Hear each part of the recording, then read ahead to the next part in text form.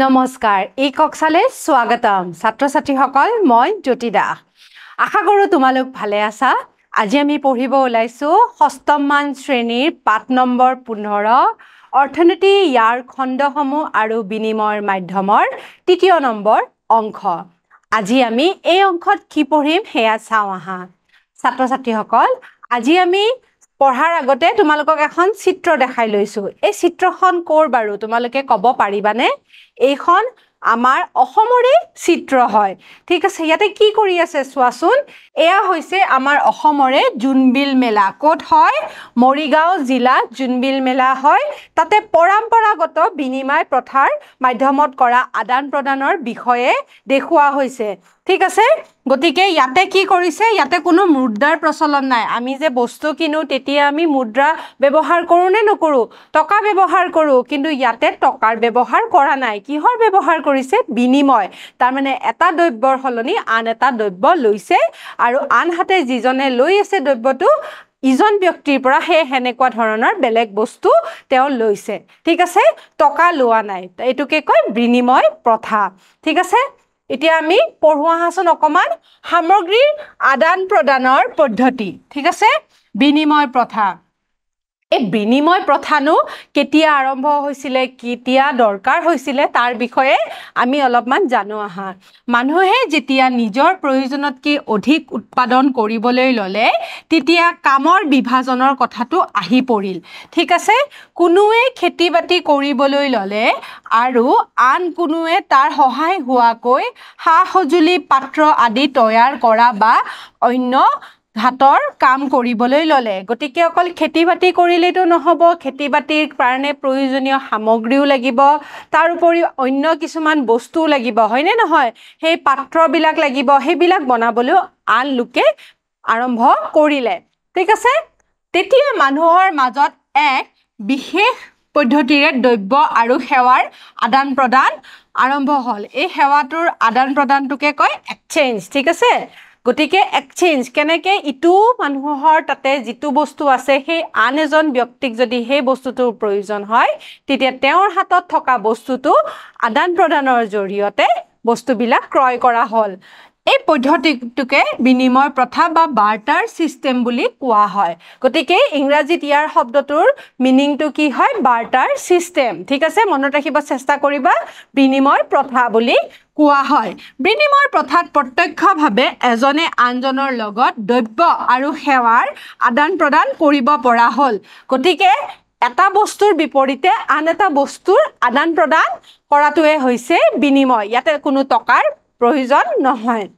বিনিময় প্ৰথাত আজিৰ দৰে টকা পইচা ব্যৱহাৰ কৰি দ্ৰব্য বা সেৱাৰ ক্ৰয় বিক্ৰয় কৰা হোৱা নাছিল গতিকে বিনিময় প্ৰথাৰ জৰিয়তে কি কৰা হৈছিল বিনিময় প্ৰথাৰ জৰিয়তে এটা দ্ৰব্যৰ জৰিয়তে আন এটা দ্ৰব্য ক্ৰয় কৰা হৈছিল ঠিক আছে বা সেৱা ক্ৰয় কৰা হৈছিল এতিয়া এই বিনিময় প্ৰথাই প্ৰথম আমাৰ যেটো আদান প্ৰদানৰ প্ৰথা আছিল সেই আদান প্ৰদানৰ প্ৰথাৰ আৰম্ভণি কৰিছিল টকাৰ ব্যৱহাৰ হোৱা নাছিল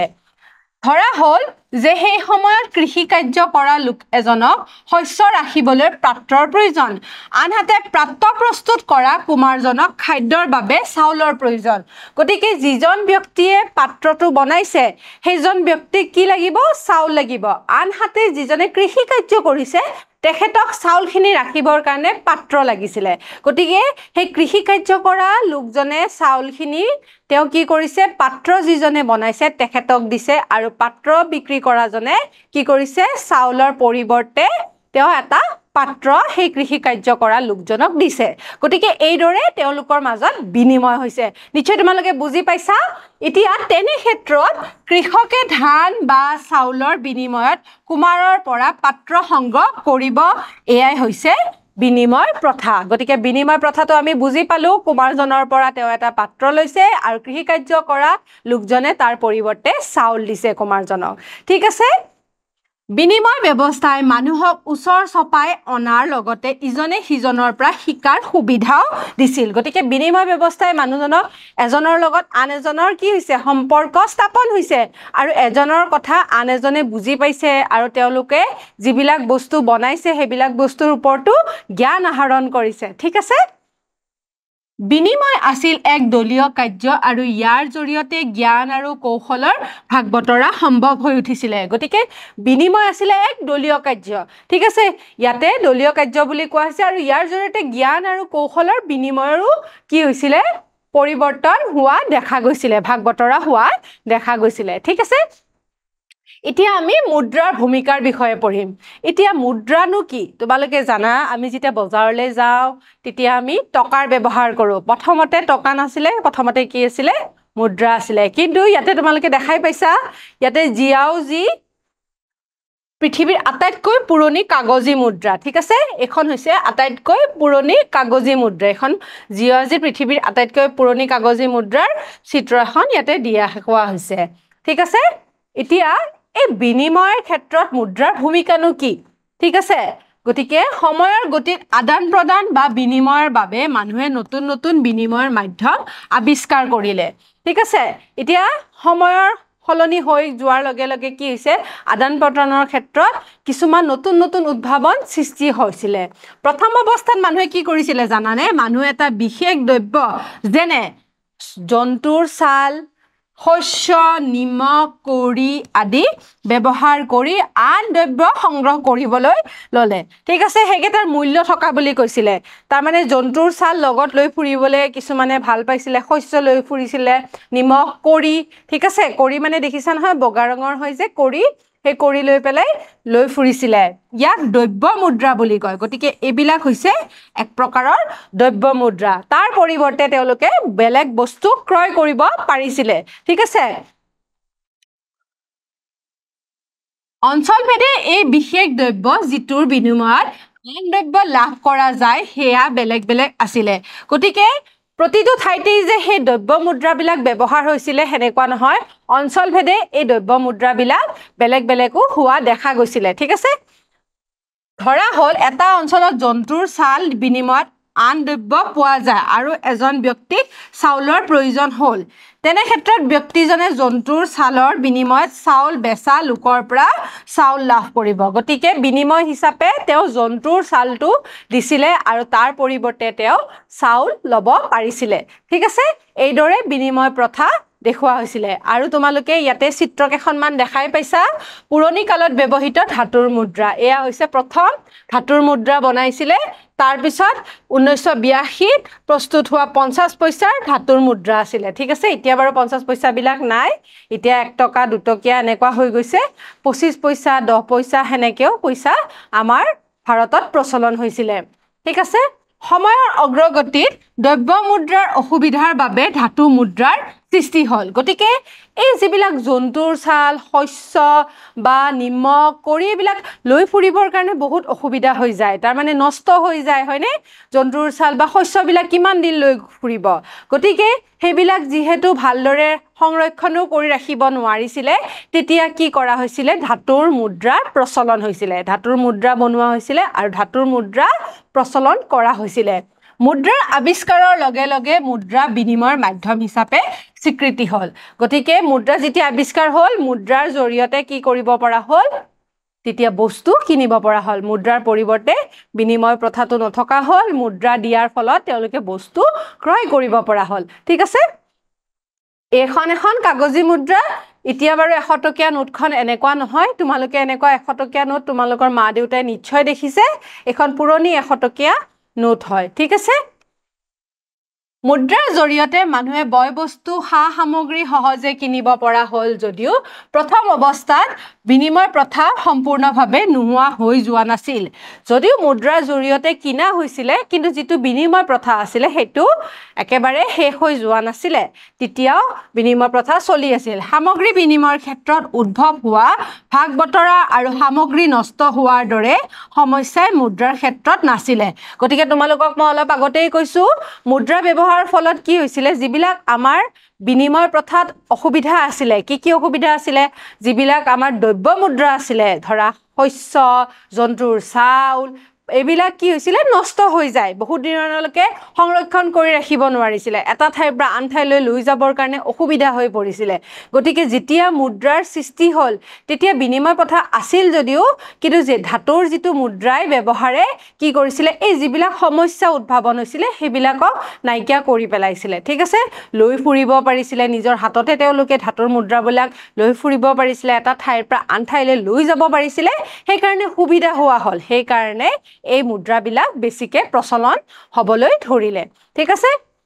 কিন্তু ধাতু মুদ্ৰাবোৰ এঠাইৰ পৰা আন ঠাইলৈ কঢ়িয়াবলৈ অসুবিধা হৈ আহিছিলে ধাতুৰ মুদ্ৰাবিলাকো বহুত ডাঙৰ ডাঙৰ আছিলে গতিকে সেইবিলাক লৈ ফুৰিবলৈ অসুবিধা হৈ পৰিছিলে তাৰ পিছত কি কৰিলে জানানে ধাতু মুদ্ৰাবিলাক দূৰ কৰিবৰ কাৰণে কাগজী মুদ্ৰাৰ পেপাৰ কাৰেন্সি উদ্ভাৱন হ'ল ধাতুৰ মুদ্ৰাবিলাকো ডাঙৰ ডাঙৰ আছিলে গধুৰ আছিলে সেইবিলাক লৈ ফুৰিবলৈ অলপ অসুবিধা হৈ গ'ল তোমালোকে জানাই যেতিয়া আমি বহু ধৰণৰ কইন্স বা মুদ্ৰা আমি ব্যৱহাৰ কৰোঁ আমাৰ অলপ অসুবিধা হয় নে নহয় তেতিয়া আমি কি কৰোঁ কাগজী মুদ্ৰা যিবিলাক আমাৰ 10 টকীয়া নোট আছে সেইবিলাক বা 100 টকীয়া নোটবিলাক ব্যৱহাৰ কৰিলে আমাৰ সুবিধা হয় সেইকাৰণে লাহে লাহে কি হৈছে সেই মুদ্ৰাবিলাক নাইকিয়া হৈ পৰিছে ঠিক আছে সময়ত ধাতুৰ মুদ্ৰা আৰু কাগজী মুদ্ৰা বিনিময়ৰ উৎকৃষ্ট মাধ্যম হিচাপে পৰিগণিত হ'ল এতিয়া লাহে লাহে সেইকাৰণে আমি দেখা পালো যে বিনিময় প্ৰথাটো বন্ধ হৈ পৰিলে আৰু মুদ্ৰা ধাতুৰ মুদ্ৰা প্ৰথমতে আছিলে তাৰ পিছত কাগজী মুদ্ৰা ব্যৱহাৰ কৰা হ'ল এতিয়াতো বৰ্তমান কাগজী মুদ্ৰাই বেছিকৈ ব্যৱহাৰ কৰা হয় মুদ্ৰা আমাৰ এতিয়াও আছে কিন্তু কাগজী মুদ্ৰা আমাৰ বেছিকৈ ব্যৱহাৰ কৰা হয় ঠিক আছে বৰ্তমান আমাৰ জীৱনত মুদ্ৰাই এক গুৰুত্বপূৰ্ণ ভূমিকা পালন কৰিছে বেচা কিনা আদি সকলো কাম কাজ মুদ্ৰাৰ জৰিয়তে সহজে কৰিব পৰা হ'ল গতিকে মুদ্ৰা বা এনেকৈ কাগজী মুদ্ৰা যেতিয়া আমাৰ লগত থাকে তেতিয়া আমাৰ বিনিময় প্ৰথাটো নথকা হ'ল আমি বস্তু দাঙি ফুৰিব নালাগে তেতিয়া খালি টকাখিনি লৈ ফুৰিব পাৰোঁ লৈ ফুৰাৰ ফলত আমি এটা ঠাইৰ পৰা আন ঠাইলৈ সহজতে লৈ যাব পাৰোঁ আৰু বস্তু কিনা বেচা কৰিব পাৰোঁ ঠিক আছে সমগ্ৰ পৃথিৱীৰ মানুহৰ মাজত মুদ্ৰাই এখন সাঁকোৰ দৰে সংযোগ স্থাপন কৰিলে গতিকে এই মুদ্ৰা থকাৰ ফলত এখন সাঁকোৰ দৰে পৃথিৱীৰ মাজত কি হৈছে সংযোগ স্থাপন কৰা হোৱা বুলি কোৱা হৈছে ঠিক আছে বিভিন্ন ঠাইৰ অৰ্থনৈতিক অৱস্থা ভেদে মুদ্ৰাত ব্যৱহৃত ধাতুৰ পাৰ্থক্য দেখা গৈছিলে গতিকে যিবিলাক ঠাই ধৰা অৰ্থনৈতিক অৱস্থা ভাল তাতে ধাতুৰ মুদ্ৰাবিলাক অলপমান ভাল আছিলে আৰু যিবিলাক ঠাইত অৰ্থনৈতিক অৱস্থা বেয়া আছিলে তাতে ধাতুৰ মুদ্ৰাবিলাক অলপ কমৰ আছিলে ঠিক আছে সোণ ৰূপ ট্ৰাম ব্ৰঞ্জ আদি ধাতুৰে অতীতত মুদ্ৰা প্ৰস্তুত কৰাৰ প্ৰমাণ পোৱা গৈছে গতিকে ধাতুৰ মুদ্ৰা বুলি কোৱাৰ লগে লগে অকল ধাতু মানে কি বুজাইছে সোণ ৰূপ ট্ৰাম ব্ৰঞ্জৰ মুদ্ৰাবিলাকো হৈছে ধাতুৰ মুদ্ৰা বেছি একেবাৰে যিবিলাক অলপমান দামী আছিলে সেইবিলাক সোণৰ আছিলে আৰু কম দামীবিলাক ব্ৰঞ্জৰ মুদ্ৰা ব্যৱহাৰ কৰা হৈছিলে মুদ্ৰাৰ ক্ৰমবিকাশৰ লগে লগে ব্যৱসায় বাণিজ্যৰ প্ৰসাৰো হ'বলৈ ধৰিলে ঠিক আছে ইতিমধ্যে মানুহে সাগৰীয় পথ কিছুমান আৱিষ্কাৰ কৰিলে আৰু এই সাগৰীয় পথবোৰ পৃথিৱীৰ বিভিন্ন সমাজ আৰু সংস্কৃতিৰ মাজত সংযোগ স্থাপন কৰিবলৈ ধৰিলে সাগৰীয় পথবিলাক কি হ'ল সেইখিনি সময়ত আৱিষ্কাৰ কৰিব ধৰিলে তেতিয়াতো স্থলপথৰ বেছি ব্যৱহাৰ হোৱা নাছিলে কাৰণ জংঘল আছিলে হয়নে নহয় অৰণ্য আছিলে দাঁত ঘাঁহ বননি আছিলে সেইকাৰণে কি হৈছিলে যিবিলাক আমাৰ জলপথ আছিলে জলপথৰ ব্যৱহাৰ বেছি হোৱা হৈছিলে আৰু সেই জলপথৰ জৰিয়তে যিবিলাক সাগৰীয় পথ আছে তেতিয়া ব্যৱসায় বাণিজ্য বেছিকৈ প্ৰসাৰ লাভ কৰিলে ঠিক আছে সেই সময়ৰ শাসকসকলে ব্যৱসায় বাণিজ্যৰ গুৰুত্ব ভালদৰে উপলব্ধি কৰিছিলে তেওঁলোকে বুজিছিলে যে নিজৰ ঠাইত যেতিয়া বস্তু এটা উৎপাদন কৰা হৈছিলে সেইটো যদি অন্য ঠাইলৈ গৈ পেলাই আমি বেলেগ দেশলৈ গৈ পেলাই বিক্ৰী কৰিব পাৰোঁ তেতিয়া বেছিকৈ কি হয় লাভ হোৱা দেখা গৈছিলে ঠিক আছে সেইকাৰণে তেওঁলোকে ব্যৱসায় প্ৰসাৰৰ বাবে সকলো ধৰণৰ সহায় সহযোগিতা আগবঢ়াইছিল আৰু শাসকসকলৰ সমৰ্থনে ব্যৱসায়ীসকলক উৎসাহিত কৰিছিলে ঠিক আছে গতিকে এই শাসকসকলে গম পাইছিলে যে বাহিৰৰ পৰা যদি আমি কিছুমান বস্তু আমদানি কৰি আনি পেলাই আমি ইয়াতে বিক্ৰী কৰিব পাৰোঁ তেতিয়া বিভিন্ন ধৰণৰ উন্নতি হোৱা দেখা গৈছিলে গতিকে শাসকসকলেও এই ব্যৱসায় বাণিজ্যৰ ওপৰত গুৰুত্ব প্ৰদান কৰা দেখা গৈছিলে গতিকে ছাত্ৰ ছাত্ৰীসকল এতিয়া আমি গোটেই পাঠটোৰ মেইন পইণ্টকেইটা এবাৰ আলোচনা কৰোঁ আহা অৰ্থনৈতিক খণ্ড বিভাজন বুলি কোৱাৰ লগে লগে আমি তিনিটা পইণ্ট মনত ৰাখিব লাগিব প্ৰাথমিক দ্বিতীয় খণ্ড বা গৌণ খণ্ড বা তৃতীয় খণ্ড বা সেৱা খণ্ড গতিকে প্ৰাথমিক খণ্ডত কি আছিলে বাৰু প্ৰাথমিক খণ্ডত আমি প্ৰকৃতিৰ পৰা যিবোৰ উপাদান পাওঁ সেই উপাদানসমূহে হৈছে প্ৰাথমিক খণ্ড তাতে কৃষিৰ ক্ষেত্ৰতে হ'ব পাৰে পশুপালনৰ ক্ষেত্ৰৰ পৰা হ'ব পাৰে বা মীন পালনৰ ক্ষেত্ৰৰ পৰা হ'ব পাৰে এয়া হৈছে প্ৰাথমিক খণ্ড আৰু এই প্ৰাথমিক খণ্ডত আমি যিবিলাক বস্তু পাওঁ সেইবিলাক যেতিয়া আমি পৰিৱৰ্তন সদায় পেলাই আমি কিছুমান উদ্যোগৰ জৰিয়তে দ্ৰব্যলৈ পৰিৱৰ্তন কৰোঁ সেয়া হৈছে দ্বিতীয় খণ্ড বা গৌণ খণ্ড প্ৰাথমিক খণ্ডত আমি ধৰা পালোঁ কাঠৰ পৰা আমি আচবাব বনালোঁ আৰু তৃতীয় খণ্ড বা সেৱা খণ্ড মানে কি আছিলে মনত আছেনে তোমালোকৰ তৃতীয় খণ্ড বা সেৱা খণ্ড মানে হৈছে যেতিয়া আমি এই দ্ৰব্যবিলাক পাইছোঁ বস্তুবিলাক পাইছোঁ সেয়া আমি পৰিবহণৰ জৰিয়তে এটা ঠাইৰ পৰা আন ঠাইলৈ লৈ যাব পাৰোঁ ৰেলৱেৰ জৰিয়তে বা যাতায়াতৰ জৰিয়তে আমি এটা ঠাইৰ পৰা আন ঠাইলৈ পৰিৱৰ্তন কৰি পেলাই লৈ যাব পাৰোঁ সেয়া হৈছে তৃতীয় খণ্ড বা সেৱা খণ্ড ঠিক আছে গতিকে সামগ্ৰী আদান প্ৰদানৰ পদ্ধতি আমাৰ কেইটা আছিলে প্ৰথমতে আছিলে বিনিময় প্ৰথা আৰু পিছৰটো আছিলে মুদ্ৰাৰ ভূমিকা ঠিক আছে বিনিময় প্ৰথা আছিলে প্ৰথম আমাৰ যেতিয়া আমি এটা